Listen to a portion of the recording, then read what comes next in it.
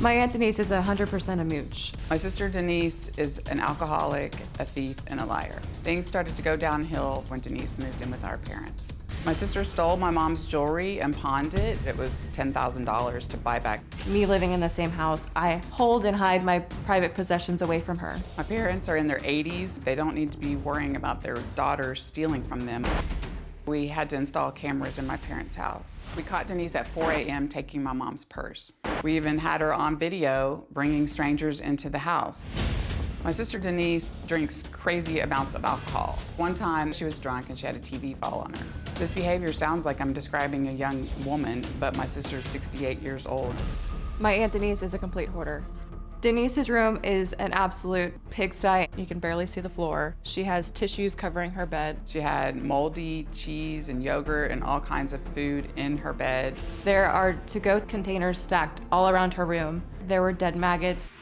I'm a judge and I see people like Denise in the court system all the time. Our parents would love to move to assisted living, but they can't because they don't know what to do with Denise. Don't put it down on me because I'm doing just fine. But do you understand that you have a problem? My Aunt Denise's behavior has completely broken our family. My sister is drinking herself to an early grave. I'm afraid that this is our last hope.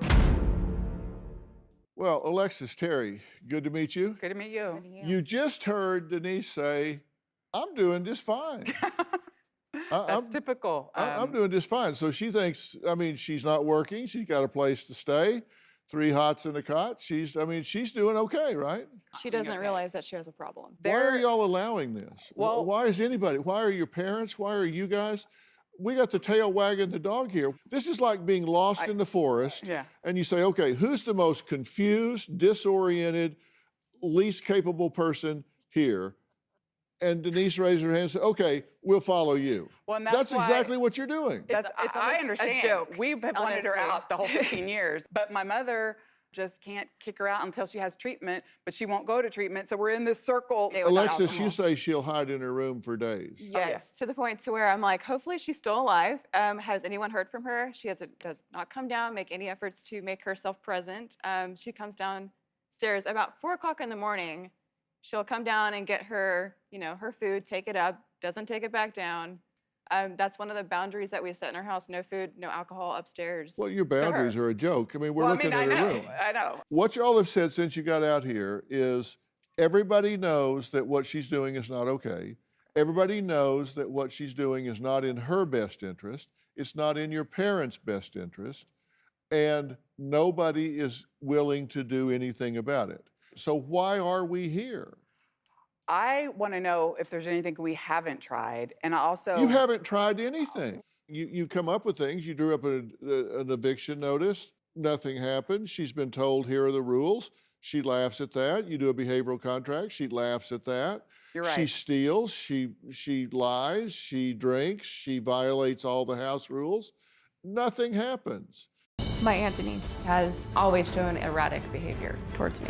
I was terrified growing up. I was hiding underneath the dining room table, trying to avoid her.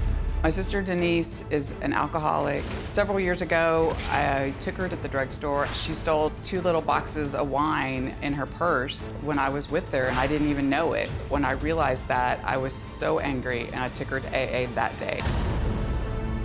My family may claim I'm a mooch, but I am not a mooch. I had 4 jobs in the last 15 years. I live with my parents because they have a big house. I've gone into my mother's purse a couple of times. I might take $25. I gave it back to them right away. One time, I borrowed $13,000 from my parents to help me with my divorce. After I got my settlement money, I paid them back. My family claims that I'm a hoarder, but I don't hoard as much as I used to. I would hide in my room with a box of wine. I would also hide food. My dad had my room cleaned. They threw everything that was on the floor away. One time, my sister Cindy took me to a restaurant, and while we were at dinner, Alexis was going through my room.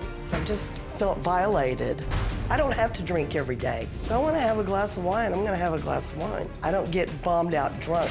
The most I drink of vodka would be like 2 or 3 shots.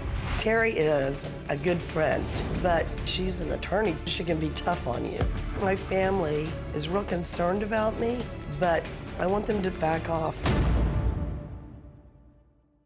Okay, Denise, good to see you. Good to see you too, Dr. Phil. Yeah, you seem real excited.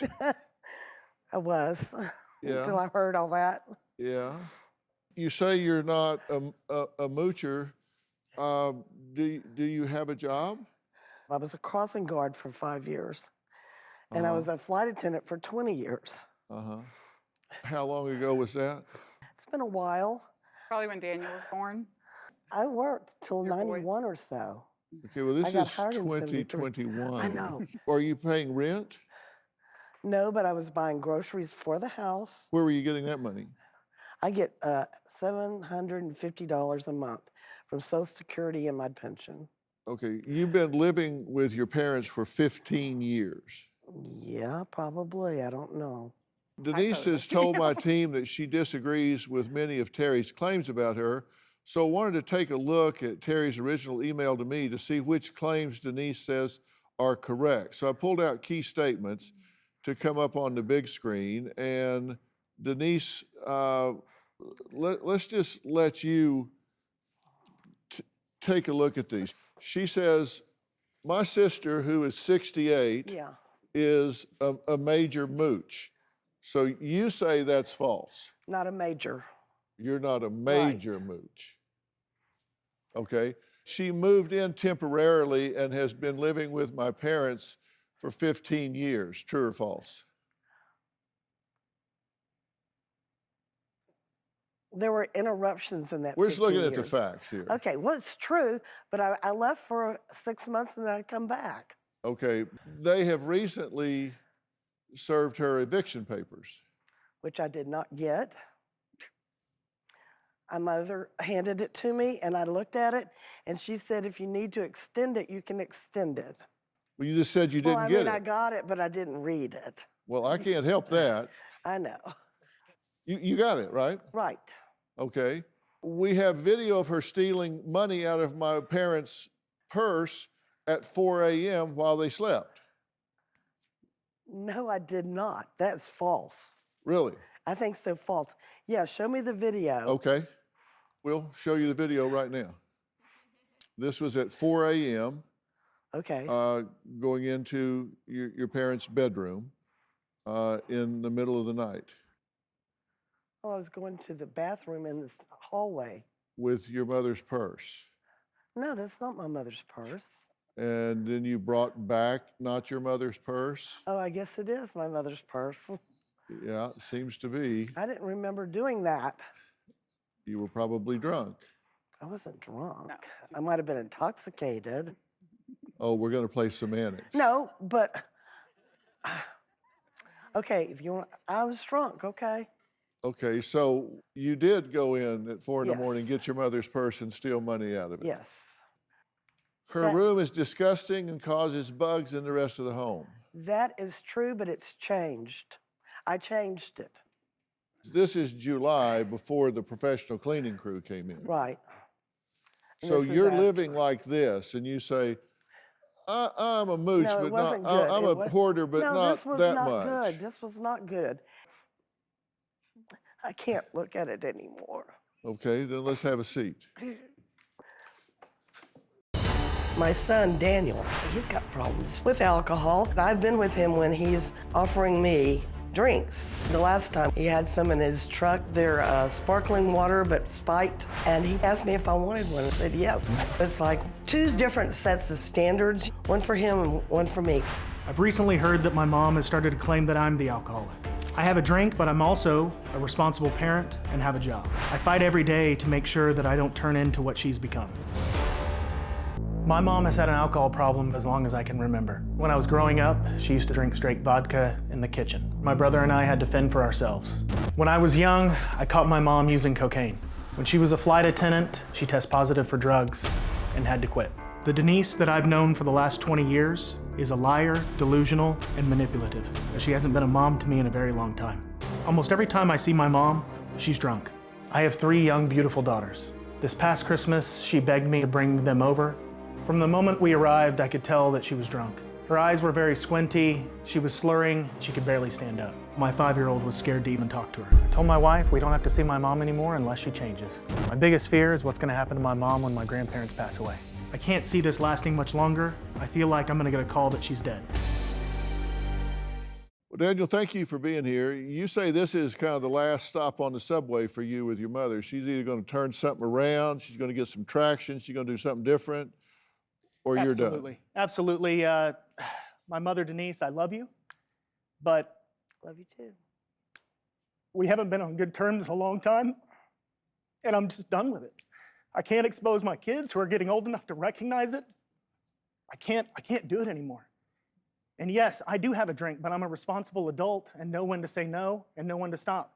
And yes, I have offered you a drink before because I knew if you didn't have one, you wouldn't stop shaking. We don't know what to do anymore, Dr. Phil.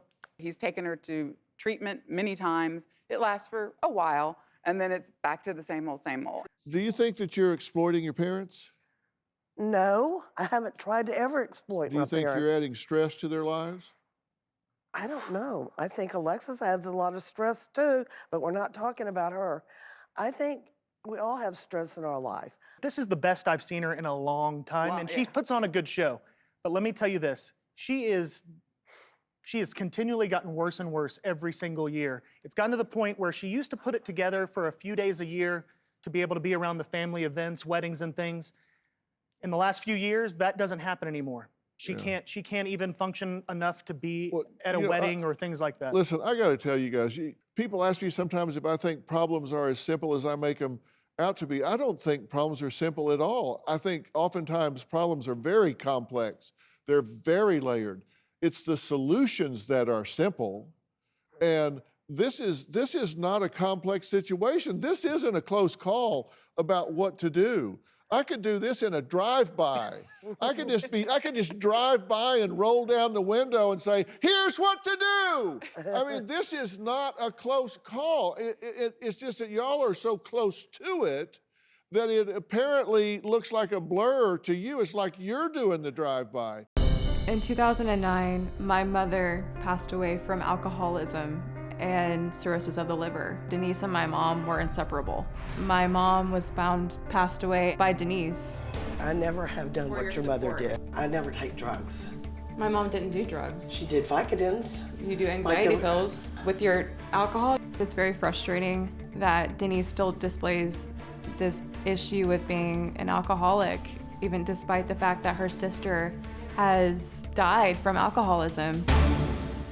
My daughter Denise has been living with us approximately 15 years. She has stolen jewelry from me.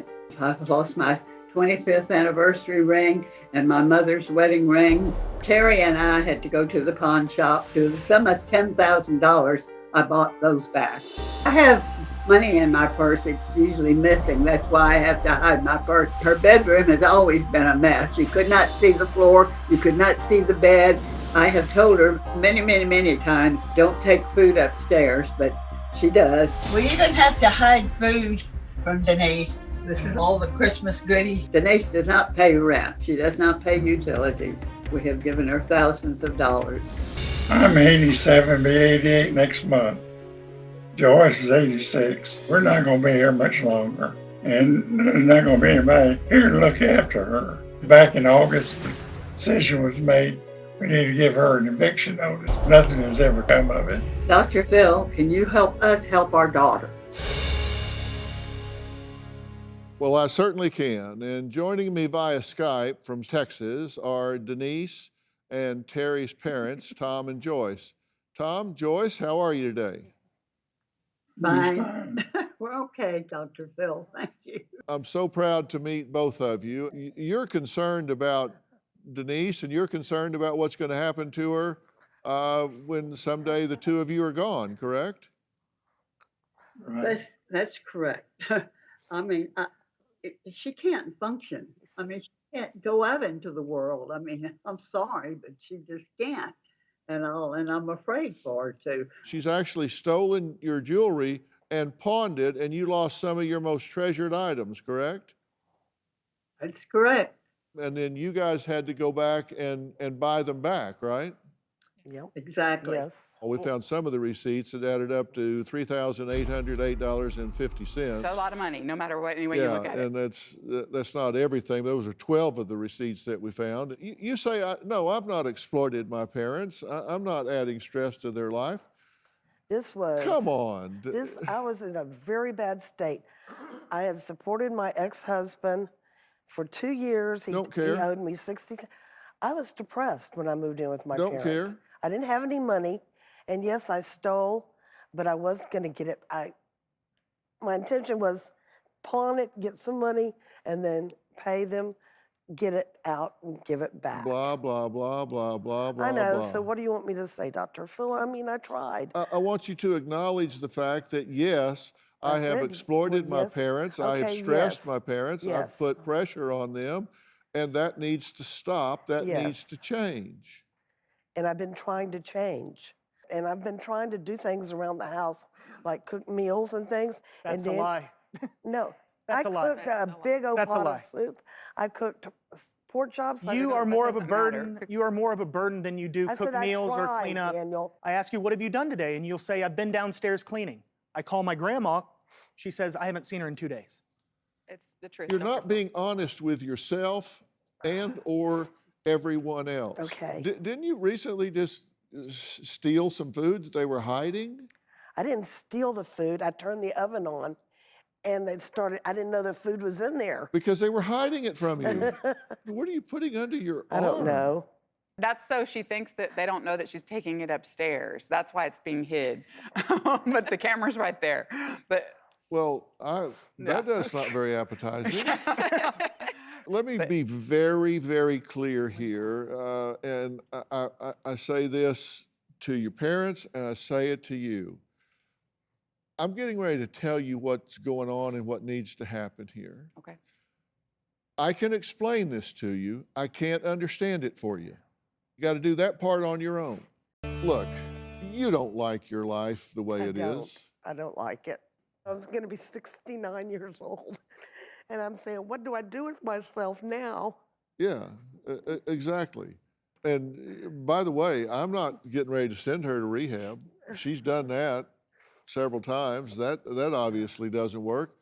And she even made demands about that in case I had that on my mind. She called my producing team 6 days ago just to tell them that if she did get sent to rehab, which is not going to happen, she would leave because she has other appointments that she deems more important. Here's what she had to say. I just wanted to tell you, on February the 1st, I have appointments with my breast surgeon and my oncologist at 9:30 and 11, because if I go to a rehab place, I'll leave to go to my appointments because I love my doctors.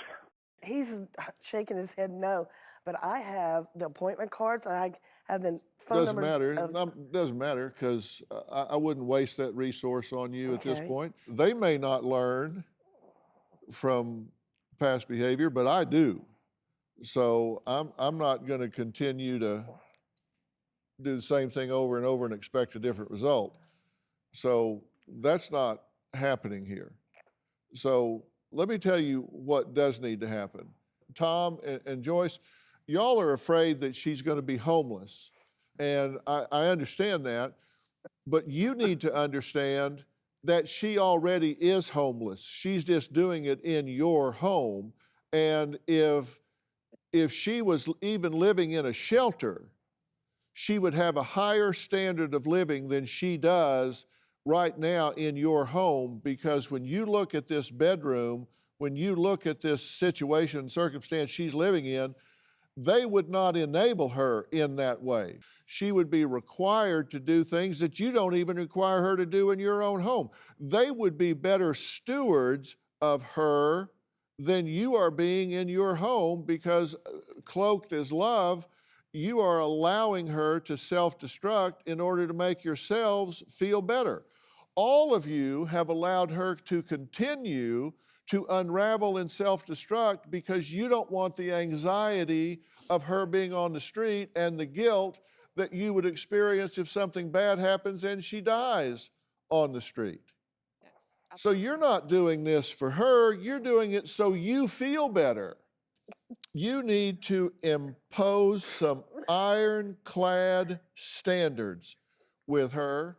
The first thing that needs to happen is that bedroom's going to get cleaned up, her space is going to get cleaned up, she's going to get cleaned up, and then you add a behavior a week. She should be going to an AA meeting every single day. She should do 90 meetings in 90 days. Yep. I took pictures of the floor in her bedroom, and I counted the wine boxes piled up in the floor. I counted over 20 of them. That needs to stop. Now, her bedroom today is better than it is in this picture, probably because she knew she was coming here.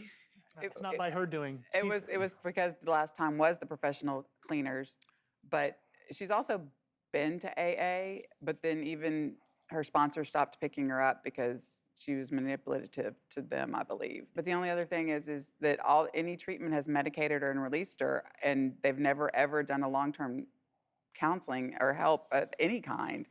So I don't know how we make her take her medicine or how we make her go to AA. You don't. We can't. You don't. Then we're right where we are. No, you aren't. No, you aren't. Let me finish. Okay. You need to set a date certain that she is out. She has income. She can get into housing. And if she has to go to a shelter until she gets there, that's her choice. There are ironclad rules. If she violates them, that's her choice. You choose the behavior, you choose the consequences. If she chooses not to go to an AA meeting, then that's on her and that is her choice. She's gone. And it's not a matter of a sponsor picking her up. She's not theirs to raise. She didn't have a driver's license. She doesn't need a Well, I know, driver's but license. Alexis wasn't living there. My mom couldn't drive. I mean, Then take a bus. I mean, there's no bus from their house to AA. She could walk if she was healthy. She Then could walk to the corner and take a bus. Yeah. Call a cab. That's not your problem. This is a grown woman. She's flown all over the world. This is a flight attendant. She's been in more cabs than you have cars. She knows how to get where she is going. You're treating her like she's an invalid. She's not. Okay. When you watch this back, you're going to hear me telling you that the only way to change this is to set some ironclad standards that she meets or doesn't, and then you're going to see that you sat there and made excuses for her. Well, her AA sponsor didn't pick her up. There's not a bus. No, She I took can't her do to her this. first AA. I mean, I said go to AA, but I can't drive her to AA every day. That's all I'm saying. I mean, I apologize, Part but of the excuses. no more excuses. I just want to know how to make it happen. It's not your job to make it happen. Okay. It's your job to be aware that that is the requirement. And if she violates it, she's gone. I agree with Dr. agree. Phil. I agree with you. We've threatened consequences, but they've never Have- followed we through. haven't. They haven't So have them. this It's is only this is for it. you. It's going to be followed through with. If you don't do what you need to be doing, you're going to be on the street. And if your parents won't do it, then get a conservatorship and do it for them. You have to protect them so they aren't put in this bad situation. And you shouldn't fight this. Oh, I'm not. You should do everything you have to do. I'm going to arrange through Doctor On Demand, which is a company that we actually founded. I'll set up 10 sessions immediately for you to have Okay. your own personal therapist away from everybody else. Nobody else can listen, nobody else can hear.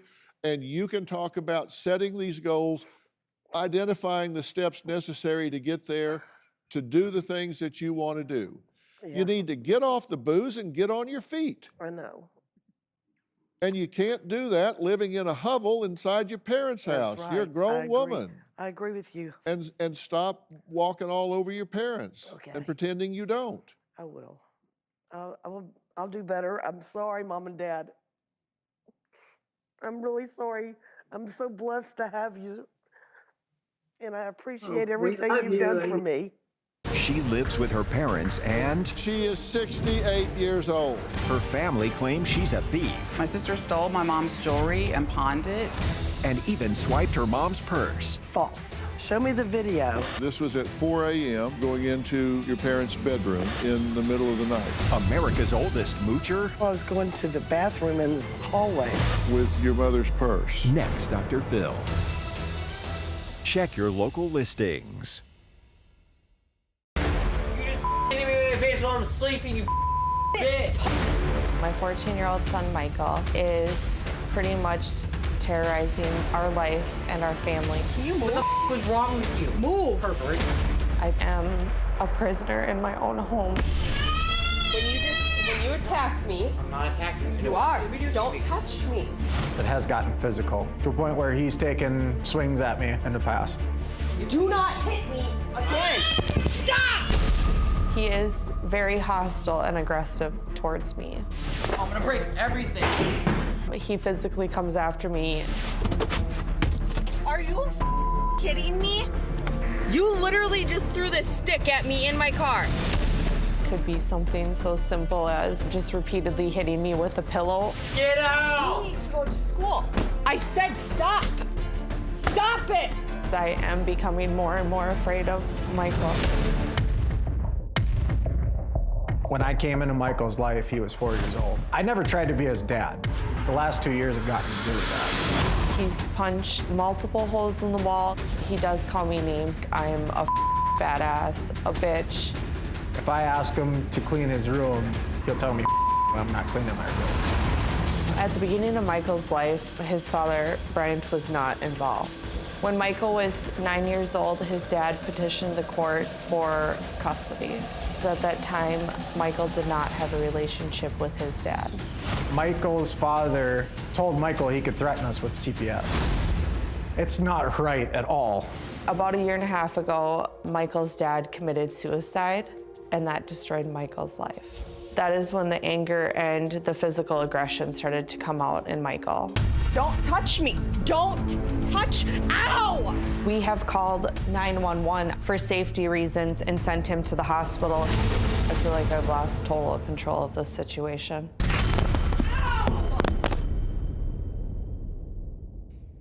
Okay, pretty chaotic.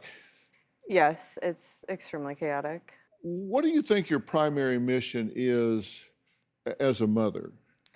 Right now, my primary mission is to pretty much make sure that I don't have to see my child 6 feet in the ground or behind a glass window.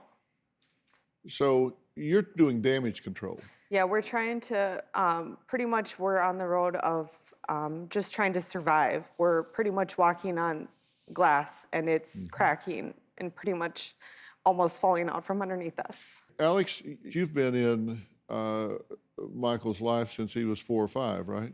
Yes, But are there times where you do connect with him? it hasn't been in a long time. Long time. He was pretty much made to believe that Alex is a bad person and no matter what, he shouldn't have anything to do with him. When we talk about his behavior, most of it is pretty aggressive behavior. He was kicked off the hockey team for hitting another kid in the nose, right? Yes. He's hit you in the face. He's done $10,000 to $15,000 worth of damage in the house. We're talking about holes in walls, tearing off sheetrock, breaking doors, things of that nature. He's locked his grandfather out, grabbed a knife during an argument. He screams, hits the dog. I looked at his most recent report card and he had all Fs. Yes. I mean, across the board in all of his classes. When we were interviewing him on the phone, he cursed 29 times. So a lot of it is just kind of poor impulse control and just kind of doing what he wants to do. And there's a lot of anger and frustration there, right? You made the comment of he wants to do what he wants to do. That's a lot of it. Trigger points are because of that. We tell him to clean his room or you need to get up and go to school. It then becomes an argument because I don't want to go to school today. Yeah. And I'm not going to have to. And I'm going to fight you all the way to the end of it. I usually only get mad around my mom. Go yourself. My mom just likes to push my buttons. sakes, get out! Don't. She starts fights. Go. I've gotten mad to the point where I blacked out and I do irrational things. Don't. She should not be afraid of me. I've never hurt her. Most of the time, she harasses me. She starts pushing my buttons and then starts recording, so. Go. Give me the phone. Don't. I don't want to be videotaped. No, Videotape me. because I'm showing your grandma. She's trying to get me in trouble. My mother overreacts over the tiniest situations. It's really confusing, and it is overdramatic. Throw me down the stairs, right here. I've been a little depressed and not really happy ever since my dad passed away, and it's been going a little bit downhill ever since then. I'm not really angry at anyone. I can just get really frustrated sometimes. I enjoyed living with my dad more than my mom because I had a little bit more freedom. Me and my dad, we never really fought, and I was much healthier with my dad. My mom feeds me a lot of fast food. I want a better relationship with my mom. Would you agree that when you have a family, everybody in the family has a certain role that they're supposed to play? Like, you have a little sister, it's 18 months old, right? Yes. And she has a role, and her role right now is to be a baby. What's your role? I would say just my role is just to be a kid. Right. Great answer, by the way, because I couldn't agree with you more. And at 14, what's a kid supposed to be doing, generally speaking? Going to school and having a social life. In a family unit, is there supposed to be somebody in charge? Yes. Somebody that runs things? Is that your mom's role? Yes. Okay, so she's supposed to be in charge. Yeah. Does that mean that you and your brother and ultimately your little sister are to be supportive of the leader? Yeah. Are you? Most of the time, yes. And you said one of your roles is to go to school. Yeah. Are you? Yes. How you doing? I'm doing actually very well. Really? Because here are some notes from your school. Refusal to work, made comments about blowing up the bus while on it. That seems pretty antagonistic to folding into the school scene. I was not the only one doing this. We were all talking about this game that we were doing. So you weren't really talking about blowing up the bus? No. All right, let's take a look at a typical argument between Michael and his mom. You just wait until they're here. You need to go. No, this is my room now. Move. This is my room. Remember, you want to break all my shit and do that. Move. You opened the garage doors and the doors. Move. No, you want to go in my room and just throw everything. Why should I not? I'm not. Move. Stay in your room. Move. Don't. You were the one who opened the door. Stop it. Move. I told you to leave my room. You it took opened. an hour. An hour, and you were sitting on the floor, Move. laying on it, and in my closet, and touching my dirty ass underwear. Can you move? What the was wrong with you? Move. Pervert. Move. I just want the garage door shut. Okay, I'll go shut the garage door, and then you can go stay in the room. Don't tell me what to do. Move. Oh shit! Throw me down the stairs right here. Move. Push me.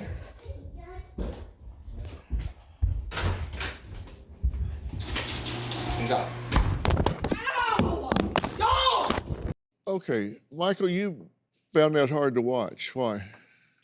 Usually when this happens, when my mom records something like that, it's usually right after she provokes me. Like I said in the video, she sat in my room for 1 hour and just sitting there yelling, screaming, and throwing all my stuff everywhere. Like I just got a new dresser and she just threw we have a dog's dish for water. She just threw it all over my bed and my dresser, and actually it's moldy, if you don't remember.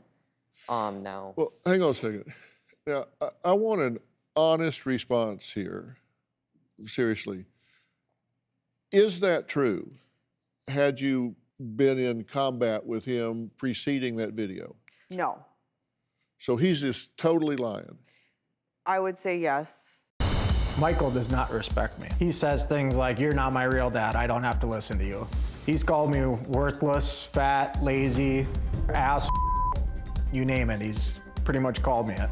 I do not think Michael respects me at all. I feel like I've lost total control of this situation. Michael and Vanessa fight constantly. Move! You're a redneck. And it doesn't matter what it is about. Michael's a very hard child to parent. There are times that Michael has no control over his anger and his actions. Michael and I have gotten into some battles when Michael and Vanessa lived at my house. Michael has called me all kinds of vulgar names, sworn at me that I was worthless as an aunt. He has exhibited the anger towards me in physical, verbal, and emotional ways. I had a lot of damage done with inside my house from him. The more you engage with Michael, the louder, the more destructive, the meaner he gets. Michael's my first grandson, and to see him not care about how he attacks me, how he tries to get me to punch him, that's not right.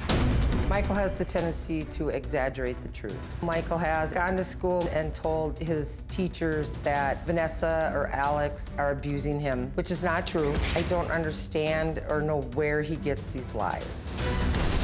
I want the grandson that doesn't want to provoke me into attacking him. I want my grandson that doesn't use language to tell me that I'm worthless. I want that grandson back.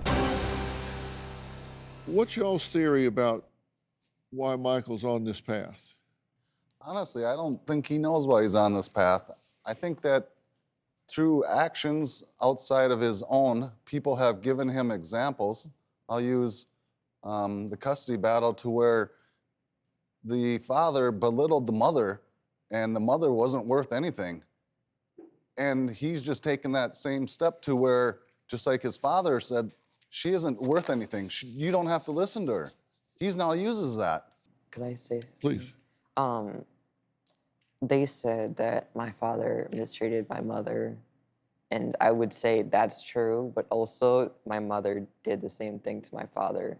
They both got really heated over what my mom would not let me out of the house when it was my dad's day to have me, and my dad would do this. Well, my dad wouldn't do the same thing. I'm going to actually disagree with that very much, because I made sure as a parent that was not allowed to see his daughter that I would never let my daughter hide you ever from him. I know you've been told that from your father. We never, and I would never allow that. So please give. But there was animosity between these two.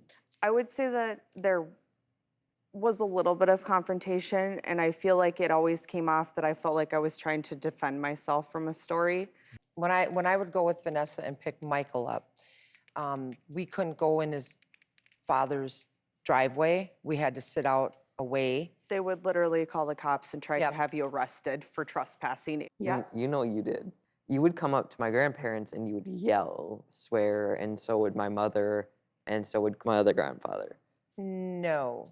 The end result is still that he's caught in the crossfire of all of these adults going back and forth and fighting. And what do you expect to happen when we write on the slate of who these children are? Michael does use a lot of bad language. Hit me in the face and go yourself. I would say that he swears regularly and uses the word and the B word. You're a redneck. I do use curse words, but I learned it from my mom. I do use foul language now in front of him. I am not setting a good example for him when I do that. You know, Michael, I asked you what your role was. And you said, my role is to be a kid and to get an education and have a social life. And you're really exactly right about that. You know, Robin and I raised two boys, Jay and Jordan. And I told my boys growing up, you've got two jobs. One is to get an education, and two is to have a damn good time doing it. Your job, Michael, is to get an education and have a good time. And you're not having a good time. And this is happening in a situation where you're miserable and you're making everybody else miserable because things have happened. I mean, to lose I don't think he actually understands that he is making it that miserable, because when he does this, he tends to black out and not be there. Well, I think that may be pretty spot on. These are some quotes from you. You said, I feel out of control when I get angry. I go into a black rage. And then you said, I get amused by antagonizing and adding fuel to the fire. I usually do it for fun. Yeah, I said that. I would explain it as like if you're watching like the Joker movie. Like he's sitting there and he's looking at you and then his Joker face comes on and he'll be like, ha, ha, ha, ha, and you just sit there and he's gone. Can you recall doing that? I remember this very, very well. She would come downstairs, she would turn on the light, and she would come downstairs, yell at me and antagonize me, saying jokes about my dad, saying how, oh, your dad's a piece of and you're ugly like him, and you're just a piece of you should go kill yourself. And that's what she would come downstairs and say to me. Is he right that you say these things to him? I told him once that I believe that his dad truly loved him and he did not hate me as much as he thinks he did. Because I said that there was only a few hours from the time that his dad died to the time that I picked him up from his house and he was the last person with him. So I said, I am very glad that your dad did not kill you. I have never said that I think he could or he should. It's more of that when I say something, he takes it out of context and changes the words. Okay, can I say something? She would say, hey, you're not worth going to jail. I wouldn't kill you. Why don't you go kill yourself, or I don't have to go to jail and pay a bail bond, and that and then you're lucky that your dad did not kill you, because he did hate you and he didn't hate me, and I was a miserable child. Are you saying you haven't had that conversation with him? I have never had that conversation that I recall. Well, anything in a country mile of this conversation that either of you are characterizing is so inappropriate. I agree. To have between a mother and child.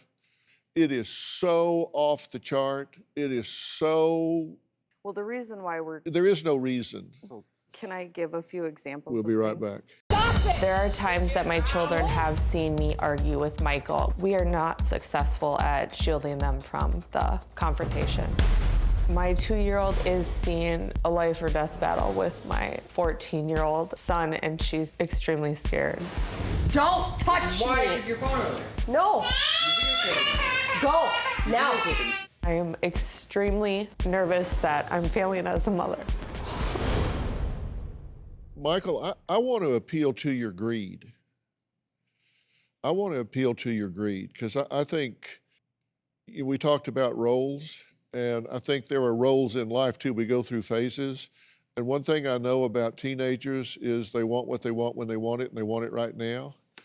And that's okay. That's kind of comes with the territory. And I want to appeal to your greed because I want you to know what you want and greedily go after getting it. I'm asking you to be your own best friend. And you're not being your own best friend here. You have 4 people sitting here that love you greatly. You've got 4 people here that love you enough to stop their lives and drive all the way across the United States to come down here and sit here for you. And I can't tell you how many teens I deal with that just don't have that kind of commitment around them. And I thank them for that. So many kids don't have people in their corner, but you do. And you have had some frustrations in life, and I'm sorry for that. But the question is, what are you going to do about it now? And you're old enough now that your decisions start affecting you. What you do in school affects you because you're going to be selling those skills to the world. And this is all going to determine what kind of quality of life you have. And can your mother learn to be a better partner parent? Sure. But you need to be a good upstream manager and be a better partner son, a better role model for your brother. And it's time for you guys to decide let's do this together. Now, I want to introduce someone to this situation that I would really like to introduce as a representative of an intervention team that I want to bring in here to work with you guys when you leave here.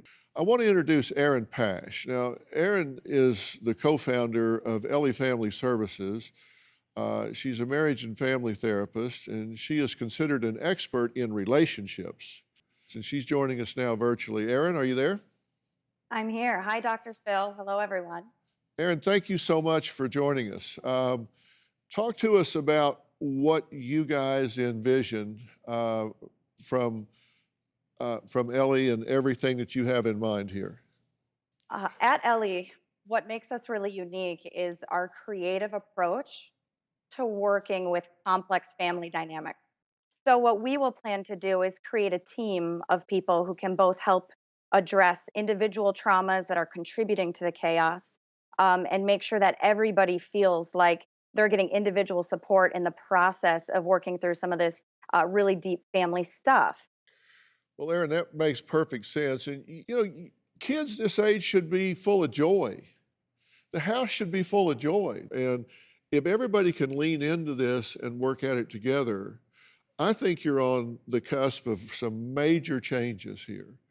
And I think you're willing to do that, right? You want to do that. Yes.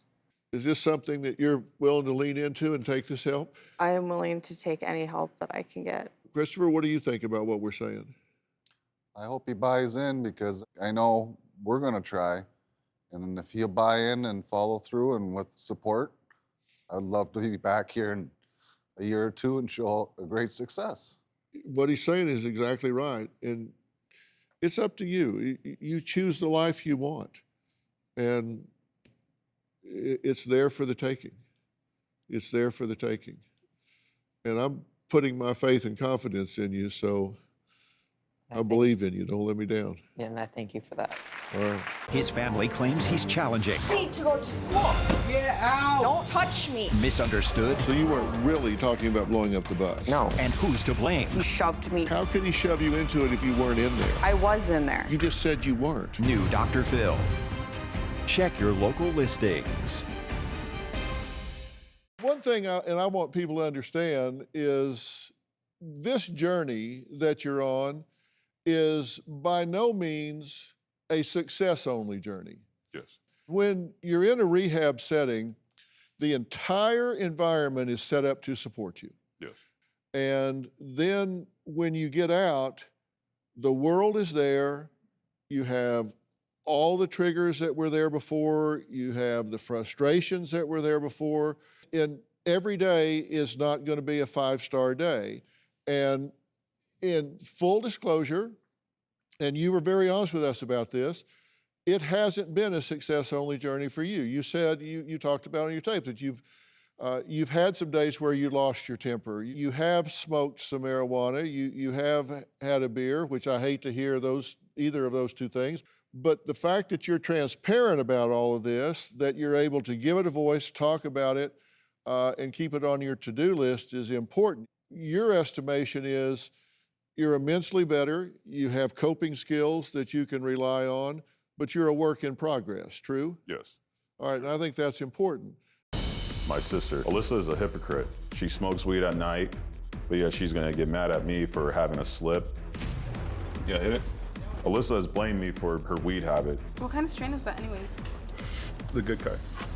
She feels that because I'm an ex-stoner, she's following my footsteps and it's my fault. Everyone's in charge of their own actions, and I feel like she's just hiding behind her fake smile.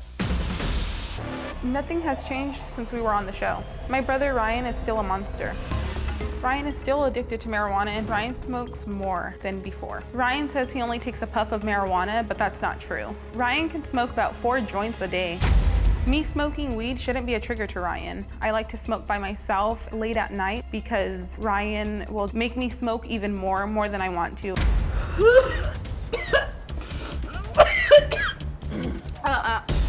Ryan gets really mad if he doesn't get his marijuana. Ryan definitely still has that anger in him. Oh, you guys ain't going nowhere! You're not going nowhere! Yeah! Oh my God! He gets frustrated really fast. He does break things. He broke my camera lights and also ripped my yoga mat. I'd say a month after treatment, I did start to see him get upset and get frustrated because he was fiending for marijuana. He did have a tantrum, he threw a tantrum. He ended up buying himself beer. Ryan shouldn't be drinking because he's an alcoholic and he has anger issues. Ryan's behavior is exactly the same or even worse. He's very weak-minded and he just goes back to his old ways. How proud were you of Ryan when he agreed to take the help and go on that journey? I was extremely proud of him. I was happy that he accepted the help. Yeah. But you say that his behavior is basically the same. Oh, yeah. If he tells you that he's a changed man, he's definitely lying. He has actually been very transparent with us. He's told us that he is smoking some marijuana, which I think is a really bad idea. That he is drinking some, which I think is a really bad idea. Yeah. That he's had some rage problems, which I'm sorry to hear. He said he smashed some camera equipment and all. So he was very forthcoming about all of that and told us about that. Okay. He's just so full of himself. He doesn't really care. I don't really care when I've, after treatment. I mean, I took the steps to go into treatment and to take Yeah, and I'm very proud that you did that. I Yeah, am. and everything was great, but I mean, not everyone's going to do a full, turnaround and come out and be, this 25-year sober person. But you just don't give up. You can't give up. You're being critical of him, and I respect your perspective. I want you to tell us what you think. We need every bit of input that we can get. But we filmed with Ryan and Alyssa yesterday at one of our remote Dr. Phil studios, and they were only there a couple of hours, but even then, this took place.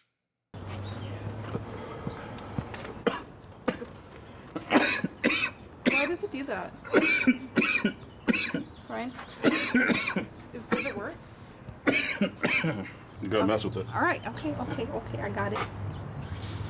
There you go, keep going. You gotta hit till it starts blinking. If you're saying what you're saying, what the hell are you doing out on the patio smoking dope with your brother? Dr. Phil, now listen.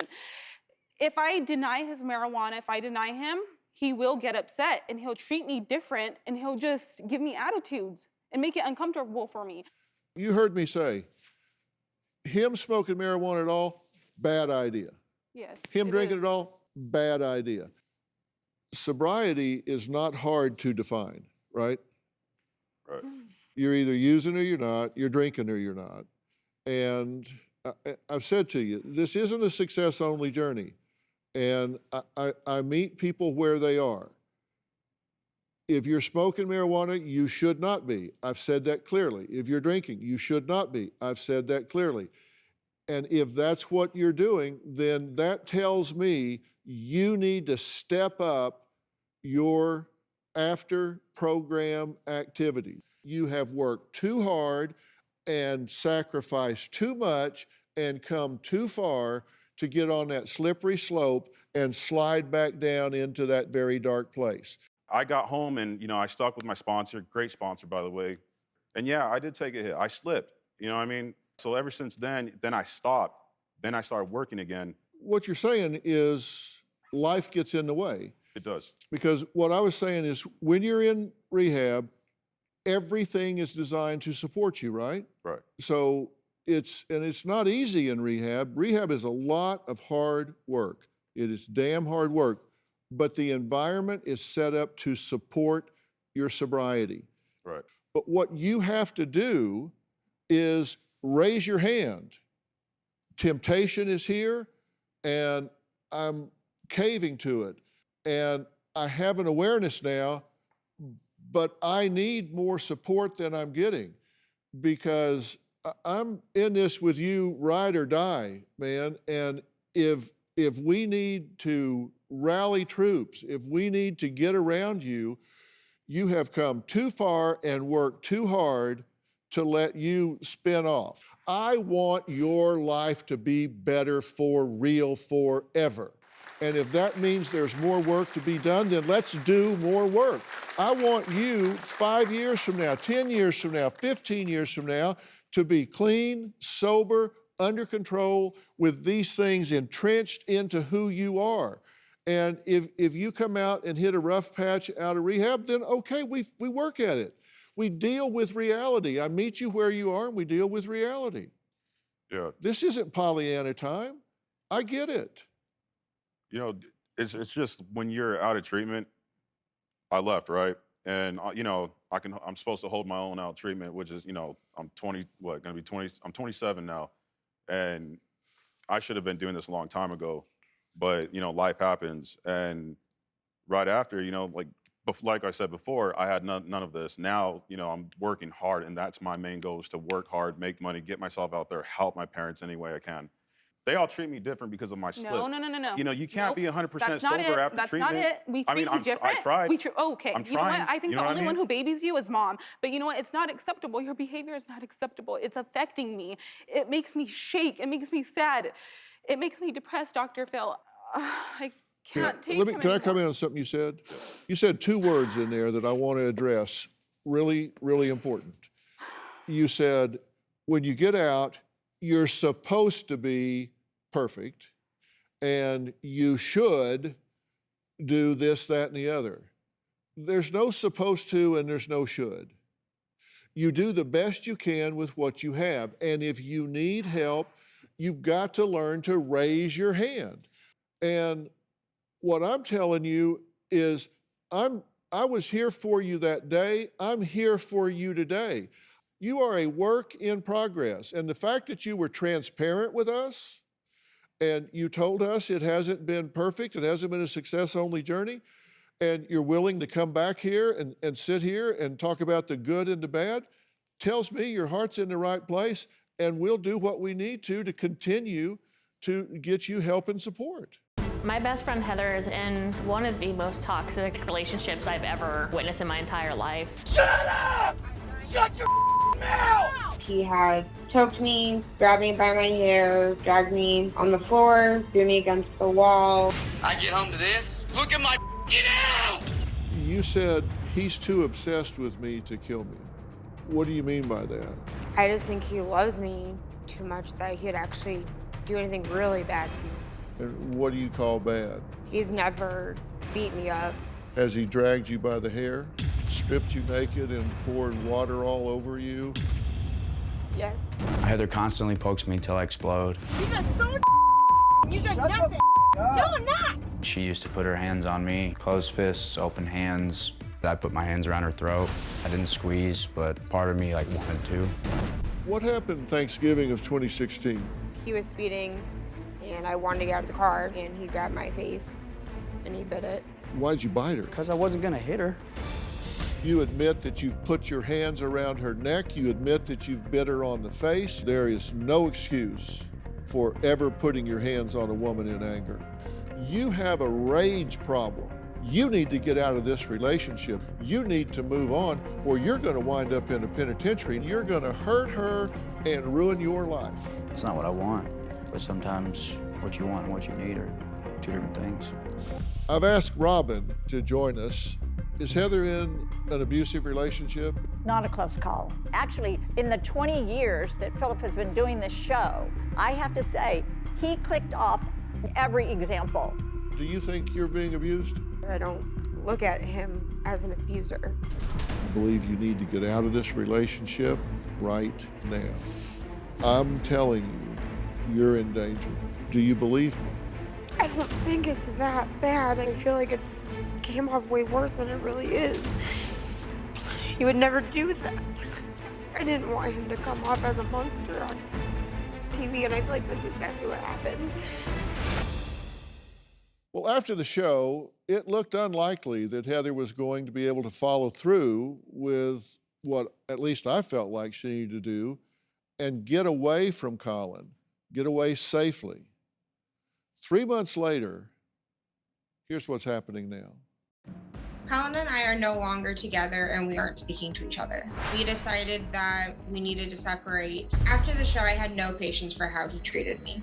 I feel really sad. It is upsetting to end a chapter in my life. When Dr. Phil showed the videos of the other women that have been abused, I had a really hard time putting myself as one of those girls. I still truly do not believe he would go that far. I know what he has done is not okay and it is abuse, but I do not think they would ever get to that point. On stage, with how everything played out, I did get very defensive for him, but I do wish I didn't react the way that I did.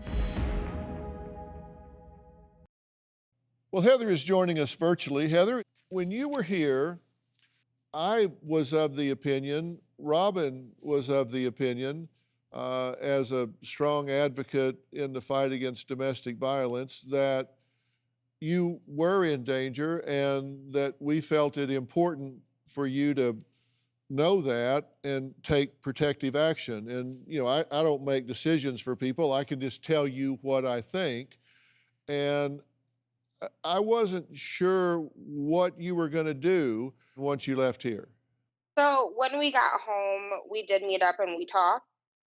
And I just told him, you know, we both have issues. You both need to get help and that we can't do it together. Clearly, that's not working and we're toxic to each other. So I said we needed to go our separate ways and, you know, use the help that you provided and focus on ourselves for a while. At the time that you were here, you didn't consider what was going on in your relationship to be abusive. I know it's abuse. It's still hard for me. I don't like to say he's a woman abuser, but I know what he has done is abuse. I'm still struggling with low self-esteem and my self-image. I've never had anybody love me like he did. Fallon and I were in a relationship for over 4.5 years. It's going to take a long time for me to truly feel like I deserve better, but I'm hoping with time I will start to feel that way. In order for me to have a healthy relationship with anybody, I would need to work on me first. I asked this because you had a hard time recognizing what was going on in the relationship. And the two-part question is this. Part one, do you think that you deserve better treatment than what you got in that relationship? And part two is, can you tell me why you deserve better treatment if you do think you deserve better treatment? So part one, do you think you deserve better? I do deserve better. I know that. Why? Just the things that he did weren't okay to do to me or anybody. I clearly think you deserve better. If you could see yourself through my eyes, through Robin's eyes, your problems would be over. Because we're big fans of yours. We're big fans of yours and your courage and your willingness to step up and deal with the truth. I think people generate the results in life that they think they deserve. So if you don't think you're worth much, if your self-esteem is really low, then you'll generate results that go with a person that doesn't think much of themselves. You'll settle. What do you like best about yourself? I'm still struggling with my own self-esteem, honestly, but I love how much I do care about others and how much I want to help others and be there for them. And listen, that is no small thing. Are you a loyal person? Loyal, yes, definitely. What does somebody get when they get Heather? Well, they get somebody that's caring and loving. They get somebody that is willing to really work in the relationship and be a partner in life. You're somebody that's loyal, that commits to a relationship. I mean, these are qualities that you can't buy. These are qualities that really define somebody at the core of who they are. I can tell you, in all of the history of the world, from the beginning of time till the end of time, you are the only Heather there will ever be. Now, there may be other people named Heather, but there will never be another you. That's pretty special, and you need to know who that person is. Now, I arranged for you to have some really high quality sessions with Doctor On Demand, which is a company that we actually founded, and you haven't started those yet. Will you start those right away? Yeah, I am. I'm going to. Thank you. Fair enough? Yeah. All right. It's great to see you smile like that. Your Dr. Phil favorites. It's been over a year. It's good to be back. So how's he doing? Where are they now? I'm telling you, you're in danger. You need to get out of this relationship. But did Heather leave Colin? New Dr. Phil. Check your local listings. Well, 2020 has definitely taught us that we're better off united than divided as we work together to overcome what seems to be insurmountable social, economic, and health-related issues. This notion of watching out for the well-being of others extends to where we live, as that's where most of us spend our time nowadays. But what if you live next door or down the street from a neighbor who posts videos such as these? Time to go to the Karen's house. Yo, she mad, fam. I'm gonna go confront her. Big deal because it's private property. All right, and? This is a residential All right, neighborhood. think about it. At least, no, think about it. At least I'm like not doing drugs. Yes, I at will least. be coming to your house later. All right, I'm sure my parents will enjoy that. For candy cane. Look at that house. You just tape off with the bolt? No, I can't do that. That's stealing. Who wants candy? You guys want candy? Well, 17-year-old Jack says he has been accused of being disrespectful, rude, an advocate for bad behavior on the internet, but he doesn't care. With over 1 billion views across his social media platforms, he says he'll do almost anything for a like and is known for posting outlandish pranks and most recently, Karen videos on social media. You're harassing me. I'm not harassing you. Do you get it through your head that I'm suing you for all the money you made? Dad, I'm here. It's the Karen. And he's harassing me. Hi, Dad. Getting ready to call the police on your son. So really, how far is too far? Well, Jack says he has really had some close calls with the police, and his parents say they really are worried about this kid's future. So here's what Jack has to say. I'm a savage. Guys, just get out of here. I'm known all over the world for posting crazy pranks and videos all over social media. We're gonna start being savages now and just go on now and break the rules, whatever. We don't give a crap. I'm really good at getting reactions out of people because I constantly cross the line. Court is on break. I'm not on break. Guys, all the workers are calling the cops right now. We gotta go. Dom, let's go. A lot of people call me rude and obnoxious. He was citing. Leave my house now. You're tired of that? I'm tired of you. You're the one who started this whole thing, actually. But I think the majority of people think it's funny and really entertaining. So if I do a backflip, you guys have to give me a kiss on cheek. I started my YouTube channel about 4 years ago. One of my most popular videos was flips for a kiss, and I did a backflip in exchange for a kiss from any girl. My viewers love my videos. I wanted to give them more and more. Get out now. I really built my following by pushing the limit. Oh my God, no way. The stakes just kept getting higher and higher. Oh my God. I just shut off all the lights. Some of the most intense videos I've done were going to department stores. Ladies and gentlemen, welcome. Going on the intercoms. Hey, come on, security. I jumped off bridges, did a slip and slide in the back of a U-Haul truck and got knocked out. If people get upset or yell at me, I usually have a smart-ass comment to make better content for my video. I'm the craziest kid in the world! So I've kind of gotten into the trouble with the police, but usually it's just a slap on the wrist. Last month I did a video where I went walking around drinking fake beer and I pranked the cops that I was drunk. My stomach hurts, I'm gonna puke so bad. Maybe you shouldn't be drinking beer. The police handcuffed me, threw me in the back of a cop car, and detained me for over an hour.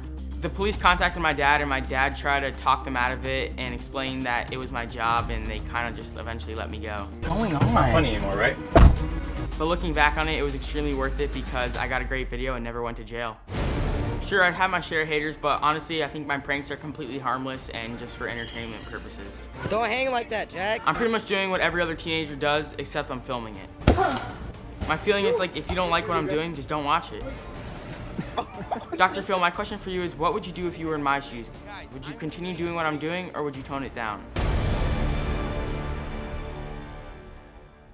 Well, hey, Jack, what's up, man? Hello, how are you?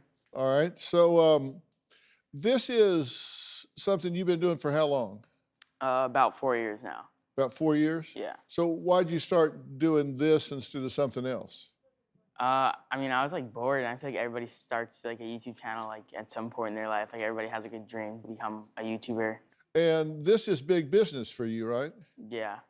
People wouldn't realize this that aren't involved in it, but you make hundreds of thousands of dollars a year, right? Yeah. The more outrageous you can be, the more people like it and follow it, and that turns into advertising dollars. Yeah, pretty much. So this is all capitalism for you, right? Sure, I guess. Yeah. Slightly, maybe. And you say you need to get out all of your obnoxious behavior before you turn 18 because then you become an adult.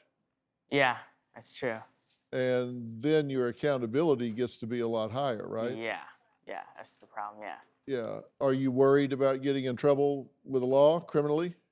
Yeah, right now I am I'm pretty worried because like some of the stuff that I've done in the past are like circulating back now, and it's like scary. And yeah. What's the worst one that's got you the most worried? probably when I ended up in the back of a cop car for like an hour. Yeah, but you were really proud of that. I was proud of it because it was like the closest you could get to getting arrested without actually going to jail. So I was like, dang, that was a good video. Yeah. But You said, wow, look at this. There's 7 cops here all over me. You see any problem with that? it's not a problem with that. I just thought it was a good opportunity for the prank because they weren't really doing anything. They were just in a circle talking. That's 7 cops talking to you, and there may be somebody getting mugged or raped or something 10 blocks over, and they don't have police protection because you're scamming 7 cops over here, and so Yeah. there's not police coverage somewhere else because they're jacking with. Well, I mean, and they were just talking in a circle, like nothing was going on. Yeah, well, you don't know that. In there When you for a absorb while. resources, then. What made you ever think of doing that? When it comes to my social media success, my parents are really proud of me. Somebody's definitely gonna call the cops on me. Nobody really likes me anymore. I feel like my parents are a bit annoyed with what I'm doing because I'm constantly causing trouble in the neighborhood, and they're really embarrassed at this point. Stop. You drive. I'm gonna go straight and you drive. I'm going No! straight. At this point, I pretty much do what I want. Mom, relax. Bye. Why? What are you gonna do? You gonna cry about it? Jack! Drive the car! Drive the car! I am very concerned about Jack. His video content is getting much more edgy. Telling you. Hey! Come on, Jack. Some of Jack's videos and some of his pranks have definitely gone too far. This is disgusting to me. Well, at the end of the day, you have to remember that this is what you two raised, and this is what you guys got. If it's up to me, I would tell Jack to stop doing all these videos. Last month, he bought 0% alcohol beer. Woo! I'm hammered. Oh my bro! And he was acting drunk, so they put him in cuffs. This is what got me arrested. Guys, are you ready? Why would I be excited that you got arrested? Police eventually called me after they detained Jack. And I believe if they didn't call me, Jack would have gone to jail because of his attitude. Jack needs to understand when he's turned 18, it's not gonna be mommy or daddy help me. He's gonna have to face consequences. It's hard to punish Jack by taking away his phone or shutting off his computer because that's how he makes his living. I feel guilty when we turn his phone and computer off because I feel like I'm a bad mom. Social media has really taken over his life. Schools say if Jack's not gonna continue doing his homework, he's not gonna be able to graduate. There we go, boys. There we go. There's always a fear that one of Jack's pranks can backfire. My greatest fear is Jack is gonna get hurt. Oh no. And I feel like I'm not gonna be able to do anything. One last time for the boys. Well, Jack's dad, Mark, is here, and his mom, Anna, is joining us virtually. So, Anna, hello. Hi, how are you? I'm well. Hi. Mark, thank you for being here.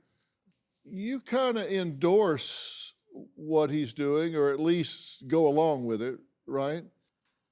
I understand Yeah, you his... take me to Walmart all the time. No, I understand his direction, but sometimes now that he's getting older, his content is getting so much more edgy. And I imagine that's because he's getting older and his audience is getting older. And he just keeps pushing the envelope and it's getting scarier and scarier, correct? Yeah, but you say, I can't take his phone or his cameras away because that's how he makes his money. Yeah. And I mean, he's working like a 30-year-old, and so, you know, I'm not gonna, It's I'm not difficult gonna to shut figure him out a way down. to discipline him. It is. If I take away his camera, But if the I thing take is, away his I'm not like computer. this off camera. Like I'm respectful. No, you could be. You're tough off Maybe camera with you too. guys because you guys don't like to listen to me a lot when I talk to you. But off camera, I'm not out here like, you know, doing crazy stuff to people and all that stuff. You know. Yeah. Anna, what do you think about this? It scares me. It's really do. Yeah. Yeah. So you're afraid he's going to get hurt, or somebody's going to really lash back out at him. Yes. The camera has become his life. It's tough to have. Because my mind's programmed like that now. Like I'm just like very business oriented. Like I always just, my mind's constantly thinking. Yeah, people don't realize how much work goes into it, right? It's crazy. You got to shoot it, then you got to edit it. Because it's a full-time job on top of school with like, on top of I have a dog that I take care of like full-time. Like I really am the only one that takes care of him. I have to do homework. I have people that work for me and stuff like that. Like I have a lot of things to take care of, and it's like stressful at times too. And I feel like a lot of people just focus on like the negative things. And there we go, boys, there we go. One of the things I do is I take my dirt bike throughout the neighborhood, and it does make a lot of noise. And also, he doesn't wear a helmet.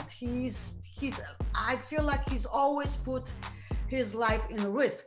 This is really hard to drive and film at the same time. I probably wouldn't call myself a good neighbor. Oh. This neighbor came out and she just lost her mind. Yo, she mad, fam.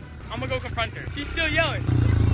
Why are you coming so close to me? This woman says that the noise wakes up her kids. I literally just go right there to jump. It's not a big deal. I don't know why you're... It's a big deal because it's private property. All right, and? This is a residential All neighborhood. right, think about it. At least, no, think about it. At least I'm like not doing drugs. Yes. I can't get through to Jack that people's privacy is more important than shooting a video. I want to hear your dirt bike across the street with little kids running around. I don't see any little kids running around. You're acting crazy. I call her Karen because she constantly overreacts about everything. I will be coming to your house later. All right, I'm sure my parents will enjoy that. And my fans loved it, and I loved it. I turned to my fans and I said, hey, if we hit 50,000 likes on this video, I will ride my dirt bike by the Karen's house. Time to go to the Karen's house. I rode past her house and she got really mad and threatened to call the cops on me, but ended up calling my dad, and my dad was pretty mad at me. Your son doesn't leave my house in 2 minutes. I'm calling the cops.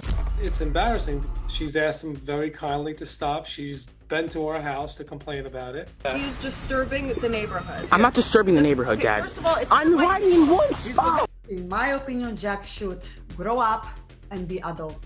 He doesn't get it. He's rude with her, and that concerns me. I don't care too much about what she thinks. My fans seem to love it, so I'm gonna keep doing it. Thank you, Karen.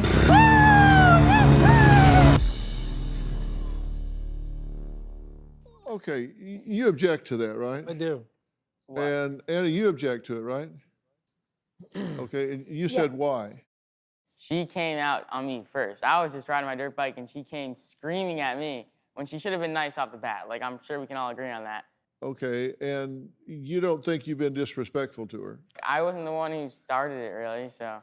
And why is she a Karen?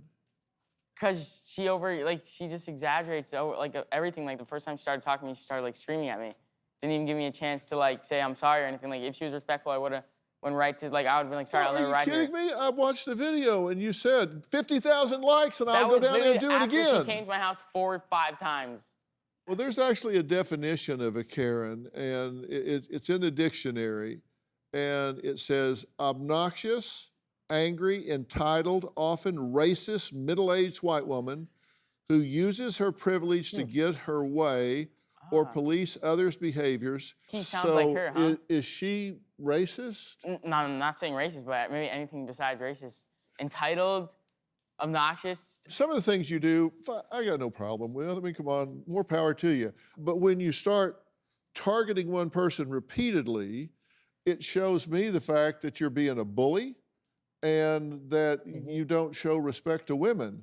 And when he does this in front of you and you don't do anything about it, I'm wondering, well, what the hell? Why are you modeling this for your son? It's just tough to try and punish My 17-year-old, I don't know how to punish him. She says she's come to the house. Here's a video of when Jack asked his brother Michael to pretend to be his father when confronted by an angry neighbor that he calls Karen, which, by the way, her name isn't Karen. He's labeling her Karen because it's just another way to disrespect her. Let's take a look at this video.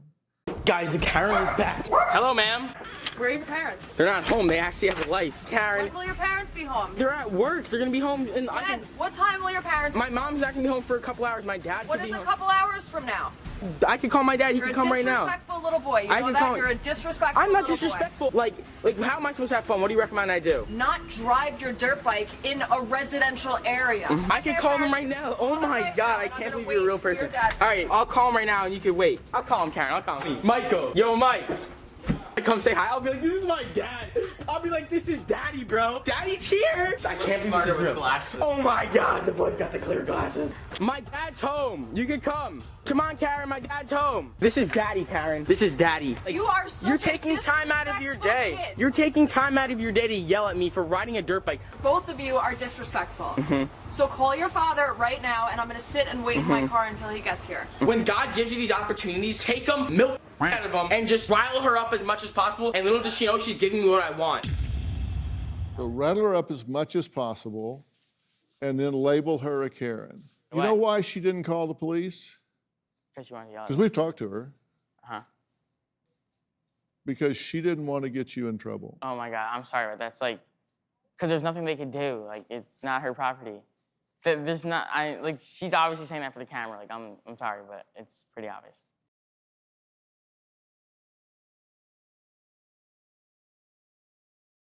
Time to go to the Karen's house.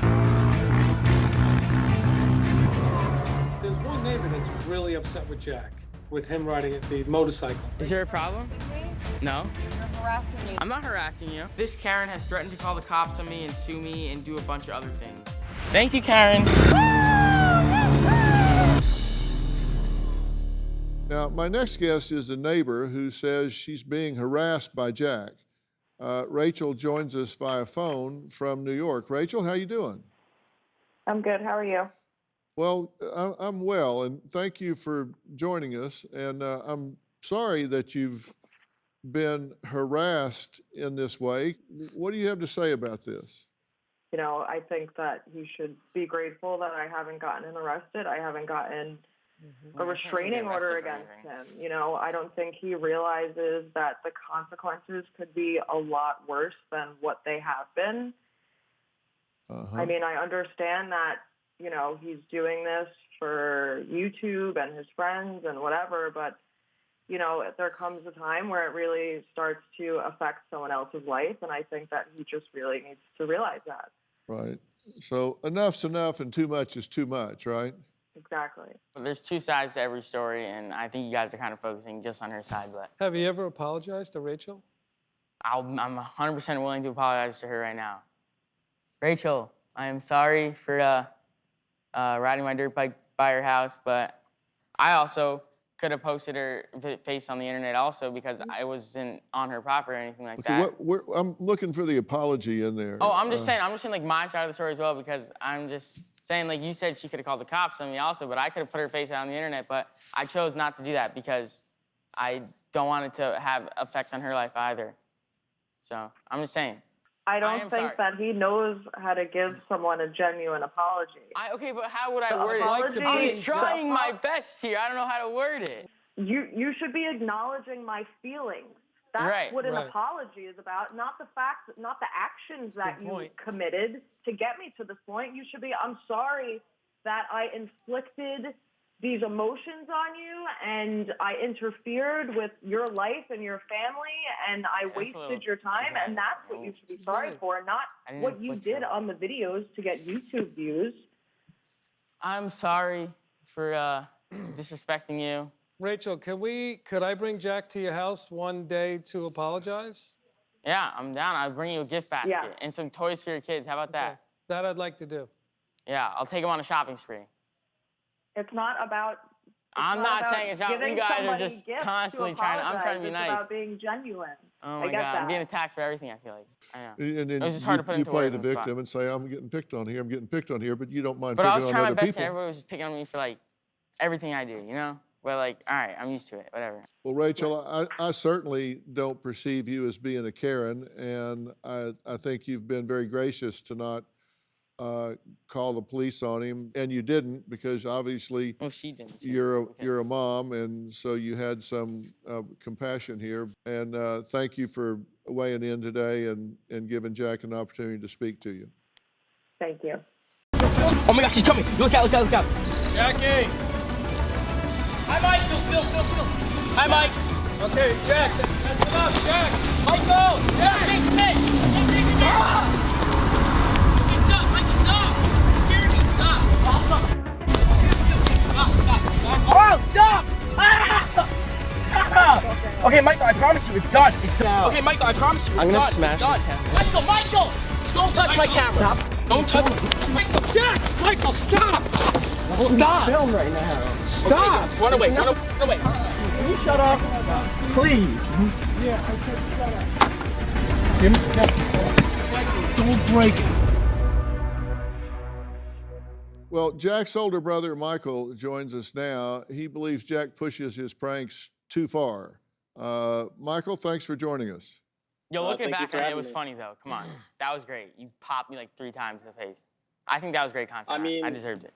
Looking back on it, I guess you could say that it was funny, but Hey. in the moment, it was not that funny. That was your new car, right?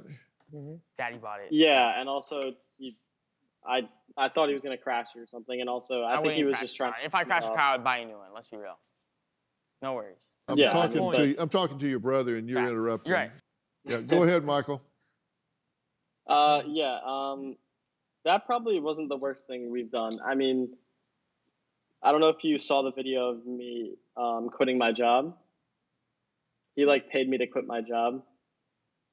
Give him a little back. And I told my manager to go yourself because Jack said he'd pay me $100 to do it. No, I gave you $1,000. Let's be real. I gave you $100 extra Yeah. to say that. It's all in jokes. Like it's all like, you know, grow up, live life, have fun.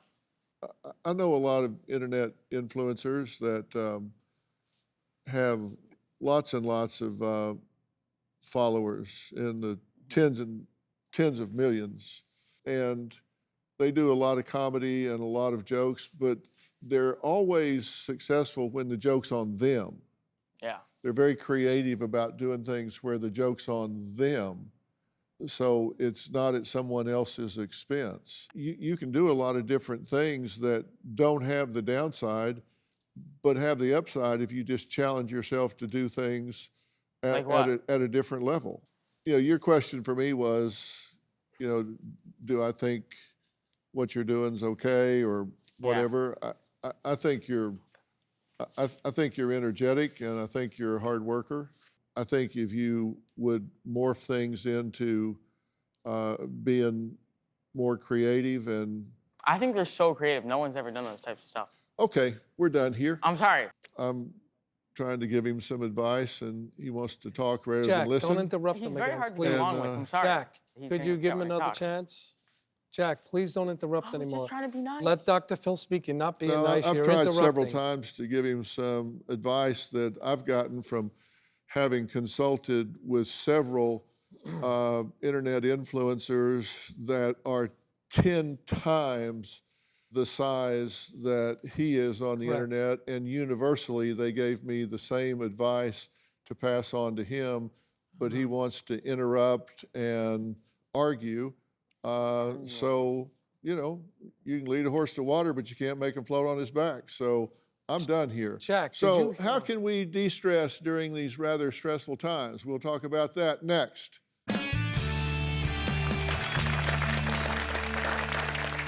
I don't know. I don't know what went wrong there. I was just trying to have a conversation.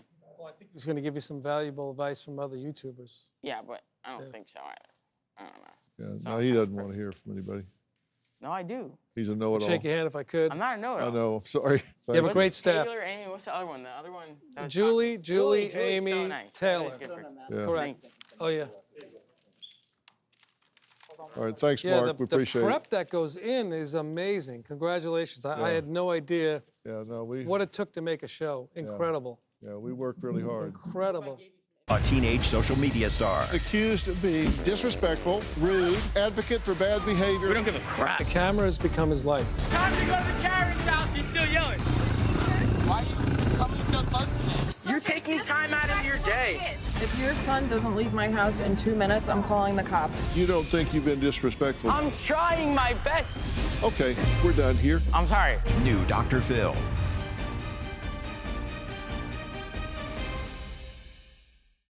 My relationship with Nikki Sixx is a solid, good friendship. And we have great communication between each other.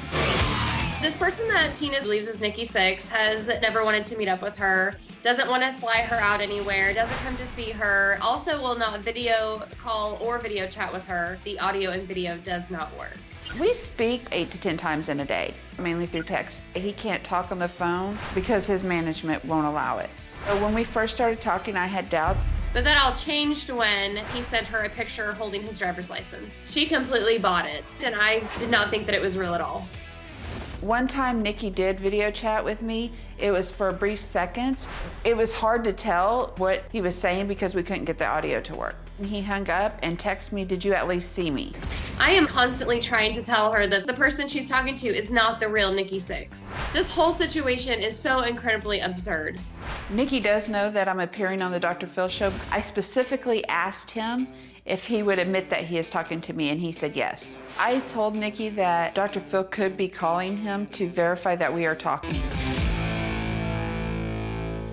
But that's not all. Vivian says Tina is also being conned and catfished by an imposter posing as Bret Michaels.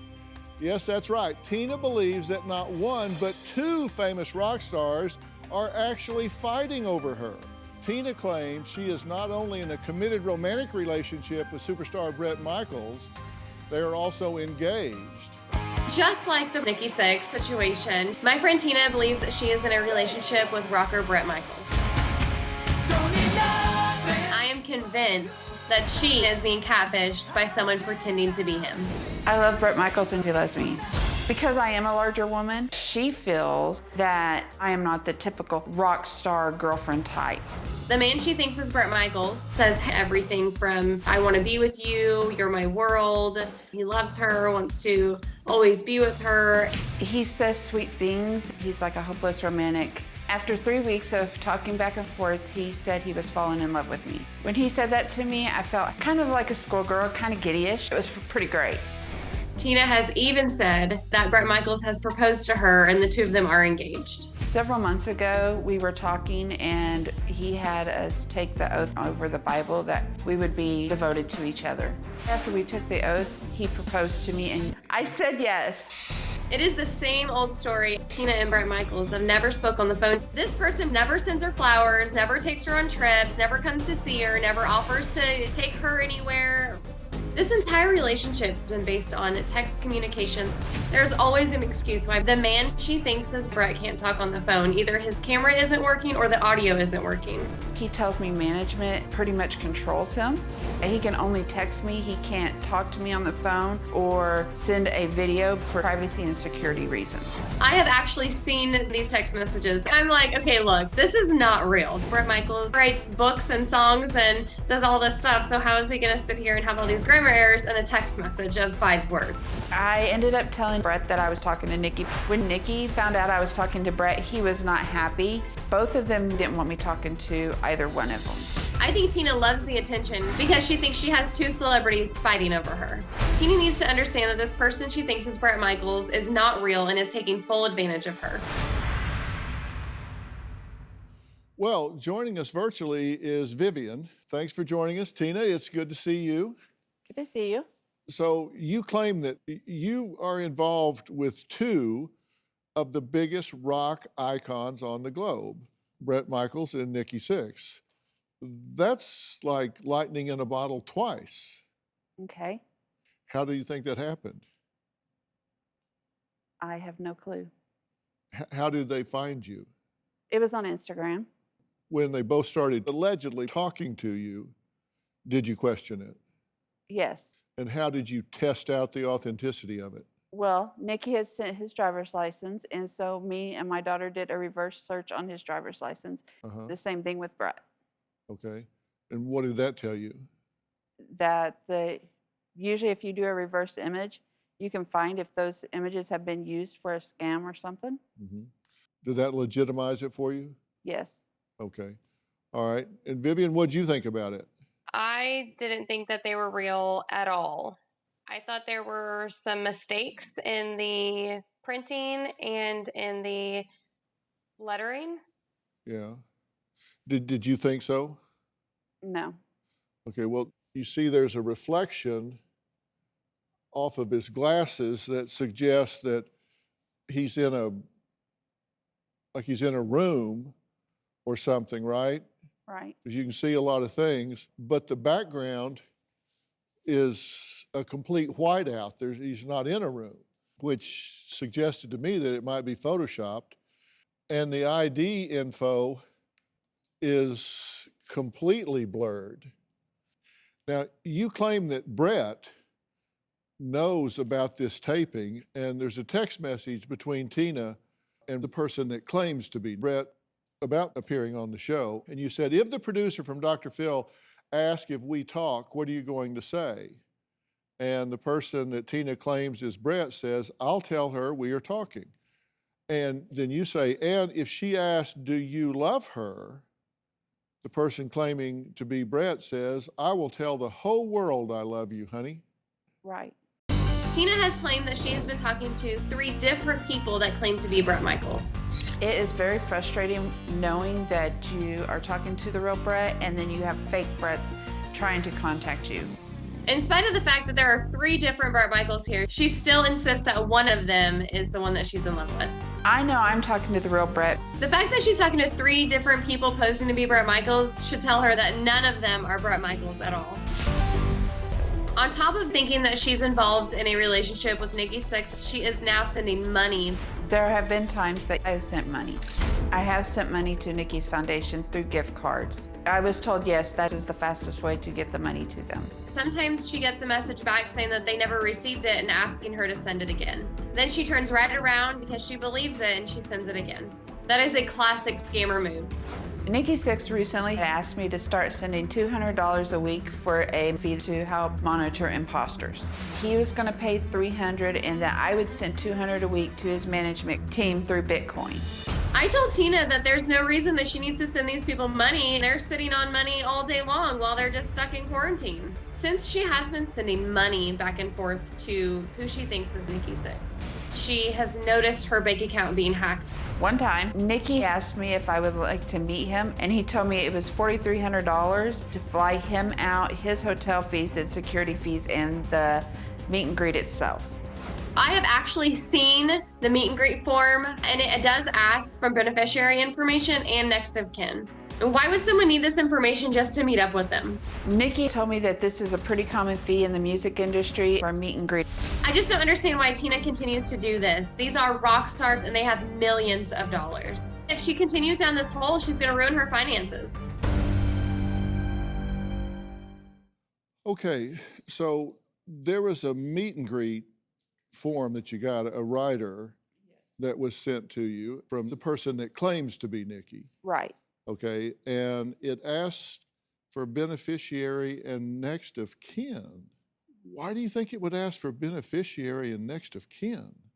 Because you're meeting with the celebrity and sometimes there's risk with it. To who? You could have risk to yourself or to the celebrity that you're meeting. Well, I've never thought of that.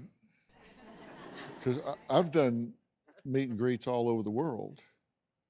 And I have a thing that people fill out, but I've never asked for anybody's next of kin or beneficiary. And this meet and greet with the person that Tina claims is Nikki is $4,300. That is what I was told, yes. I don't know what it costs to go to a Dr. Phil meet and greet, but it's not $4,300. But I'm not Nikki Sixx either, so. Here's a text that Tina claims is Nikki asking for money. Now, this is on January 6th, so not long ago. Tina, are you pushing the payment because I'm going on the show? Sweetheart, I know you will be busy, Tina, because why? It may be the last time or what? And the person that you claim is Nikki says, no, so the management can see you are more serious than they think, and we will have a long-time relationship. And you say, well, I'll be driving and not really on my phone. Tell management that. And the person that Tina claims is Nikki says, well, you making a payment won't take you 5 minutes. For somebody that gets $4,300 for a meet and greet, does it seem like they would need money? No. So that, I mean, I'm just appealing to your logic. Now, there's a confirmed scammer text that was to you, and a confirmed scammer said, hi, fan, it's Brett. You said, hello, and this confirmed scammer, Nikki has explained a lot to me, and you said, yes. And the confirmed scammer said, he said, you're a victim of those imposters. How would that scammer know about Nikki? That I'm not sure. For the past 6 months, Tina has been texting every day with someone that she believes to be the rock star Nikki Sixx. And over the weekend, someone impersonating one of my producers contacted you. Yes. The impersonator said, hi, Tina, how are you doing? It's me, Justin. How's your trip? Tina says, good. The impersonator, one impersonating Justin, said, awesome. Sorry I haven't texted or called, so busy. Brett kept on disturbing me about you. What's going on with the both of you now? He said you asked me to contact you. I hope all is well, Tina. That wasn't Right. my I producer. knew it was not Justin. I actually told the person to leave me alone. So who do you think impersonated my producer? I have no clue. When you started communicating with this person you believed to be Brett, he sent you a driver's license. Yes. And Brett's name is wrong on the driver's license. That's his actual name. Well, his legal name is Brett Michaels. It's not what's on that driver's license. Okay. That's wrong. And it's interesting that Arizona doesn't know how to spell Michael. They got the E and the A backwards. And apparently they don't know that he has legally changed his name and this is not his name. And so the signature is wrong. And they also don't allow pictures for driver's license with any kind of head dressing, any kind of bandana, hat, or anything obstructing the forehead. So that is not a DMV picture. The abbreviation for Arizona is AZ. And we did find this picture, by the way.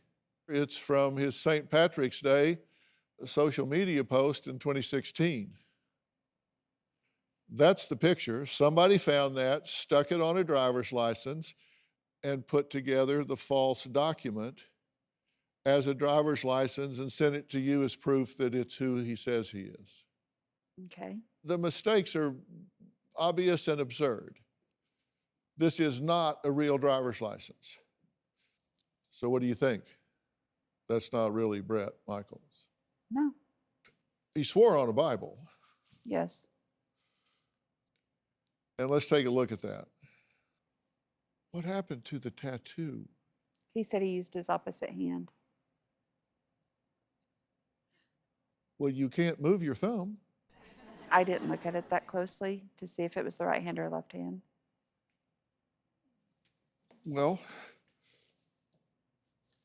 if it reads left to right, like Holy Bible does, and you put your hand on it, that's your right hand.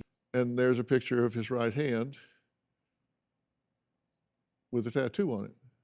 So that's not Bret Michaels' hand. Okay. And for two American rock stars, their grammar seems to be really poor. Here's an example of text Tina believes that Nikki Sixx sent her. I swear down to you, have you taken permission from work? And we will have a long-time relationship.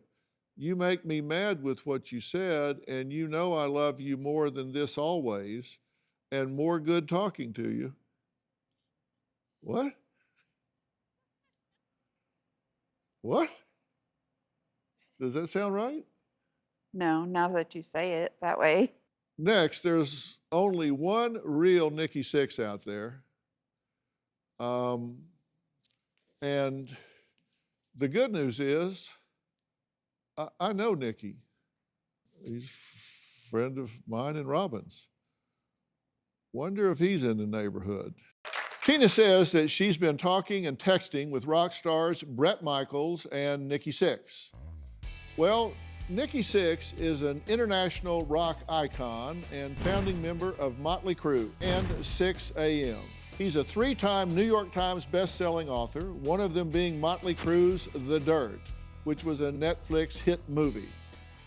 His heavy involvement in mediums such as photography, books, radio shows, TV projects, and music, amongst other things, has given Nikki the ability to frequently evolve as an artist. Now, Nikki and his lovely wife, Courtney, are also good friends of Robin and myself, so it was pretty easy to get to the bottom of Tina's claims.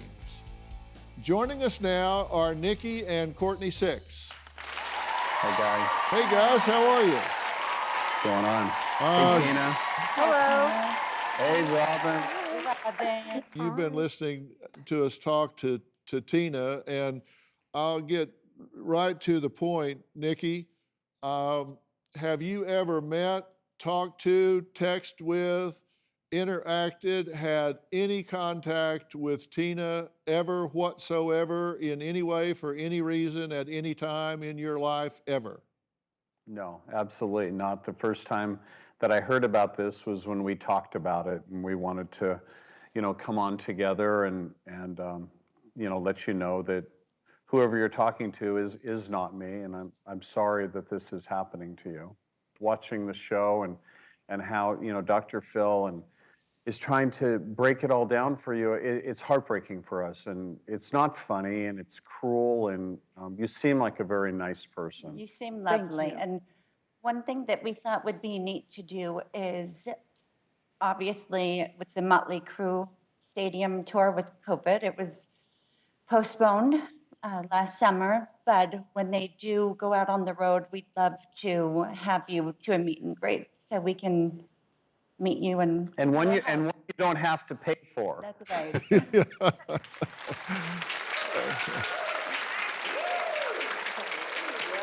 And she doesn't need to tell you her next of kin or beneficiary, right, Nikki? No, you do not. Thank you. Do you have any doubts whatsoever that you've never talked to Nikki Sixx before? No, not now. I have no doubts. I just really wanted the truth. Yeah, because it victimizes you and Nikki and Courtney both. Yes. Yeah. I mean, all three of y'all are victims to this. Their stolen identity and you being scammed. Nikki, Courtney, you guys are very gracious to take time out of your day, and we just couldn't thank you enough. No worries. And We Tina, love you guys. Tina, be careful out there. Thank Be you. careful out there. Okay.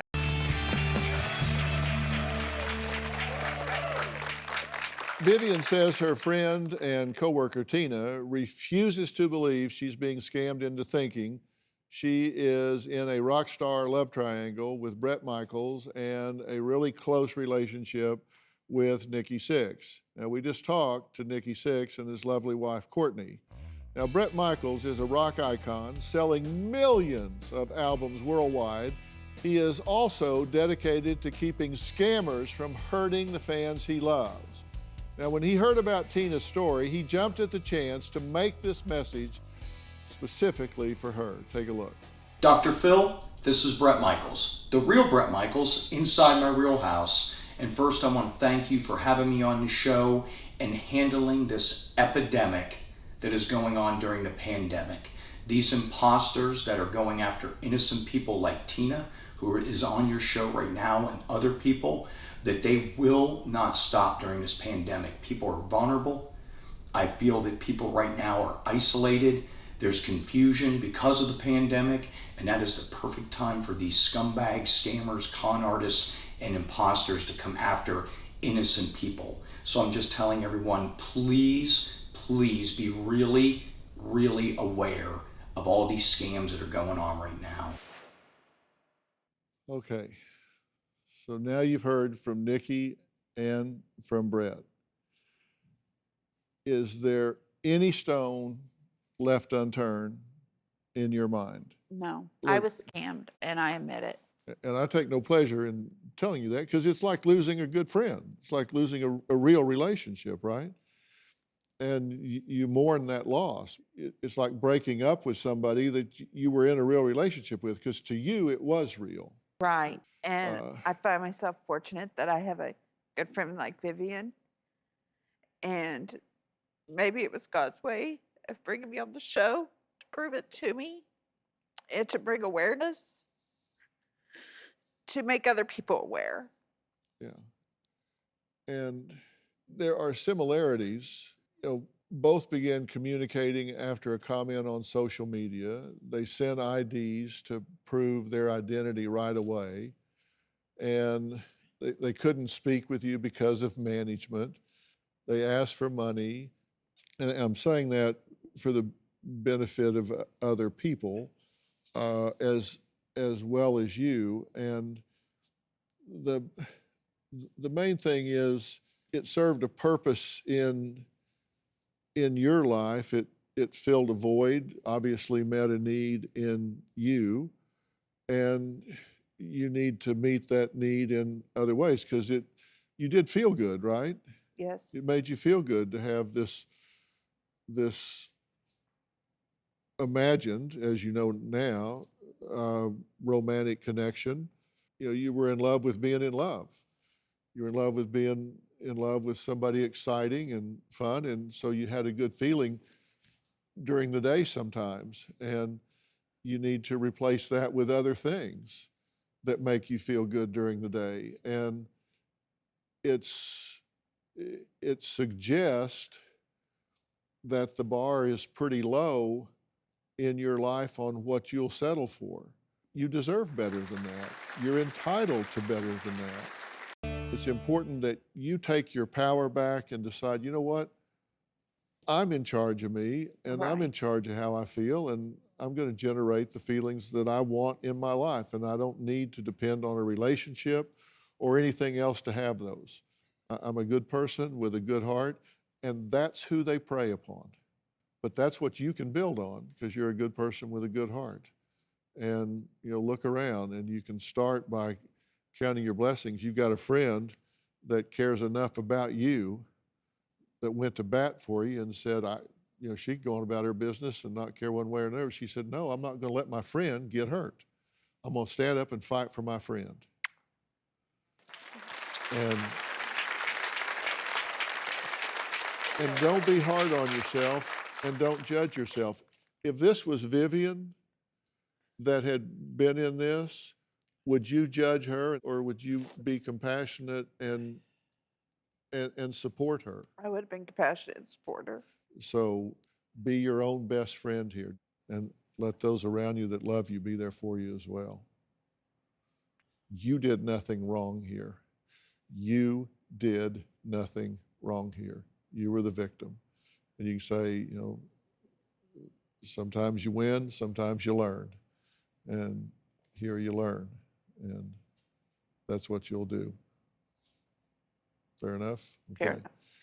Look, I want to thank all of my guests today. A very special thanks to Nikki and Courtney Six, and to Brett Michaels for caring enough about their fans and just other people to clear things up. If you'd like more information about today's episode, you can log on to drphil.com.